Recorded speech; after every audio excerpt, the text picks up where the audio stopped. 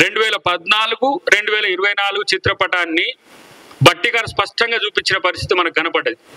మరి కబ్జాలకు కారణం మీర్రా నాయన అని చెప్పి హైడ్రా తెస్తే మూసీలో ఈరోజు అక్రమాలు చేస్తుందని చెప్పేసి ఇక్కడ తనకున్న సోకాల్డ్ ఎవరైతే ఒక 100 ఎవరో ఉన్నారట ఇన్ఫ్లుయెన్సర్స్ సంథింగ్, వాళ్ళంతా పొద్దుగా లేస్తే 11 గంటల నుంచి 9 గంటల వరకు వాళ్ళు వార్తలను ఫ్లేడప్ చేయడమేనట. ఇగో ఈ దొంగలకు నాయకుడు ఎవరు, దొంగలకు హీరో ఎవరు అంటే కేటీఆర్. వాళ్ళ అయ్యేమో వాళ్ళ బావో బామ్మార్దో వాళ్ళిద్దరు తేల్చుకొని వాళ్ళిద్దరి ఇట్లా హీరో ఎవడైతే వాడు చూసుకుందాంలే తర్వాత అని చెప్పి ఆయన అప్పుడప్పుడు బయటికి వెళ్ళి కూస్తా ఉన్నాడు. నేను అంటున్న కేటీఆర్, ఈరోజు దొంగలు నీతులు చెప్పే అవకాశం ఉండదు. అసలు మీకు ఏమైనా ఏమంటాం దాన్ని, సారా అమ్మి బయటకు వచ్చి జైలు నుంచి బయటకు వచ్చి చేయి తెలంగాణ అని అలా చెల్లి అంటది. అవినీతి అక్రమాలు చేసి ఏసీబీ బయటకు వచ్చి జై తెలంగాణ అంటారు. అసలు మీకు జై తెలంగాణ అనే ఆ నైతిక హక్కు ఎక్కడిదిరా బాబు? మీకు మీ పార్టీ పేరేంది? మీ పార్టీ పేరు భారత రాష్ట్ర సమితి. తెలంగాణను మేము మొత్తం డెవలప్ చేసినాం, మేము తెలంగాణను మొత్తం మేమే అభివృద్ధి చేసినామని చెప్పుకొని భారత రాష్ట్ర సమితిని మార్చుకొని గుణాత్మకమైన మార్పు కొరకని ఢిల్లీకి పోయినారు. మీరు ఢిల్లీలో ఆఫీస్ పెట్టుకున్నారు, మళ్ళీ వీడికి వచ్చి జై తెలంగాణ అంటున్నారు. తెలంగాణను దోచుకున్న దొంగలుగా తెలంగాణ ప్రజలు మిమ్మల్ని గుర్తిస్తారు తప్పితే ఇంకా మీరు తెలంగాణలో వచ్చి రాజకీయాలు చేస్తాము, తెలంగాణలో వస్తే మేము ఇగో ఏదో చేయబోతాము ఒకడు అంటాడు, ఇక వచ్చేది మనదే ఇక రేపే అంటాడు. ఇలా నేను అంటున్న ఒక మాట, మీ నుంచి మీ ఎమ్మెల్యేలు 10 మంది ఎందుకు పక్కకు పోయినరో కనీసం మీరు ఎవడైనా మీరు ఆత్మపరిశీలన చేసుకుంటుండ్రా? మీ అయ్యబోయి ఫామ్ హౌస్లో పడతాడు, మీరేమో ఈ డ్రగ్స్ ఇట్లాంటి వ్యాపారాలలో ఉంటారు.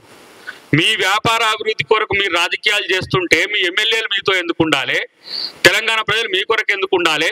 తెలంగాణ మేధావులు ప్రజా సంఘాలు మీతో ఎందుకు ఉండాలి? ఇది ఆలోచించుకోండి. ఊకనే కాంగ్రెస్ పార్టీకి రేవంత్ రెడ్డి గారికి పట్టం కట్టలే.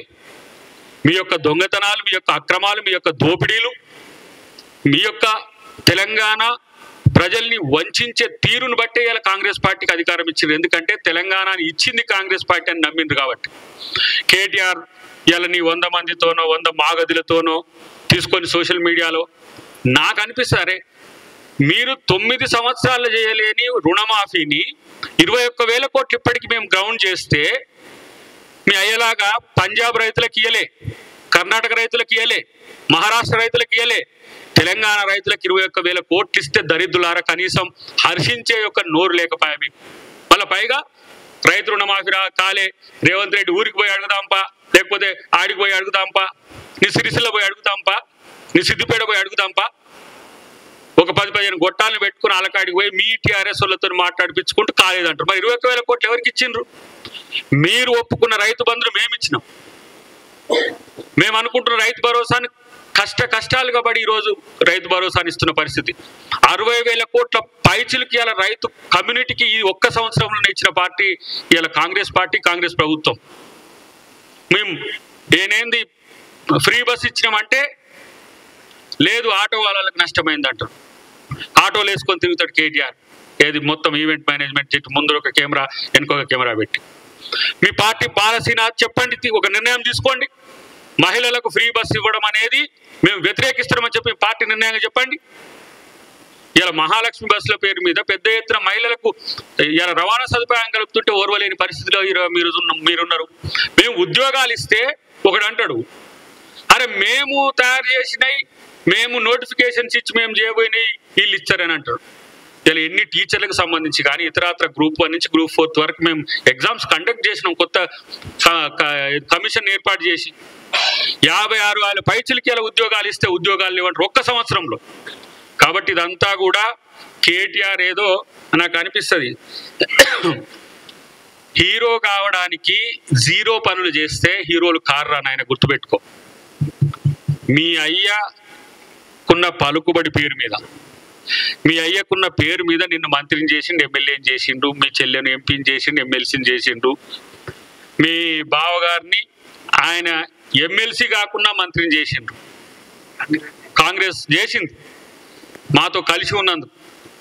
ఏండ్ల తరబడి కొట్లాడినా ఎమ్మెల్సీలు, ఎమ్మెల్యేలు, ఎంపీలు కూడా కావట్లే. ఆయాచితంగా ఉచితంగా తెలంగాణ ఉద్యమకారుల యొక్క రక్తాన్ని పెట్టుబడిగా పెట్టి మీకు పదవులు ఇచ్చిండ్రు. మీరు తెలంగాణ ప్రజలు రక్తం పీల్చిన ఒక రాక్షసులు మీరు. ఇలా కేటీఆర్ దానికి వారసునిగా నువ్వు ఉంటుంటే కబడ్దార్. ఇలాంటి పిచ్చి చర్యలు మానుకోండి, నిర్మాణాత్మకంగా ప్రశ్నించండి. మీ ప్రశ్నలో ఏ వ్యాలిడిటీ ఉన్నా ప్రభుత్వం స్వీకరిస్తుంది, కాంగ్రెస్ పార్టీ దాన్ని అనుసరిస్తుంది. ఎందుకంటే ప్రతిపక్షంగా మీకు ఒక హోదా ఇచ్చిండ్రు. నేను అంటున్న కేసీఆర్ అంటోడు ఇంకొక 4-5 సంవత్సరాల కన్నా బయటకు వెళ్తాడు. 60 నాకు అర్థం కాదు. చెప్తారా? ఎవడని చెప్పగలుగుతాడా? వస్తాడు, సందర్భాన్ని బట్టి వస్తాడని అంటున్నాడు. ఎవడు? కేటీఆరే. మా అయ్యను, మా రేవంత్ రెడ్డి గారిని అంటున్నాడు. ఆయన మీ బాస్ యొక్క అమ్మని అడుగు అని చెప్పి అడుగుతున్నాడు. అంత బలుపుతో, అహంతో ప్రశ్నిస్తున్నాడు. నేను అంటున్నా, మీ అయ్యని అడుగు. రేవంత్ రెడ్డి బలమేందో నేల గరుచుకొని పడ్డాడు ఫామ్ హౌస్ లో. కాబట్టి పిచ్చి కూతలు మానుకొని ప్రజల కోసం కొట్టాడండి. ఎస్, మీరు అంటున్నారు కదా రైతు రుణమాఫీకి సంబంధించి మిగతా వాళ్ళకి ఎట్లా రావాలనేది కొట్లాడండి. మూసీ కొరకు ఇలా అంటున్నాం. మీరు తయారు చేసిన మినిట్సే కదా, కేటీఆరే కదా. దానికి కేటీఆరే 6 మీటింగ్లు పెట్టింది. ఆ సారాంశమే ఈరోజు పూర్తిగా మేము దాన్ని రిజనోవేట్ చేయడానికి తీసుకున్న చర్యలు. మూసీ కడుపులో క్యాన్సర్గా ఉంది హైదరాబాద్. దాన్ని కడిగేందుకు ముఖ్యమంత్రి గారు ఇలా ఒక చర్యలు తీసుకుంటుంటే కూలగొడుతుంటాను అంటాడు. మూసీ మీద ఒక్కటి కూడా ఈరోజు రాలే. కానీ నేను ఒక్కటి చెప్తున్నా, ఇప్పుడు పోచారం శ్రీనివాస్ రెడ్డి ఫామ్ హౌస్లో జరుగుతున్న ఈ అక్రమాలకు నువ్వే కారకును అని మేము ఆరోపిస్తున్నాం.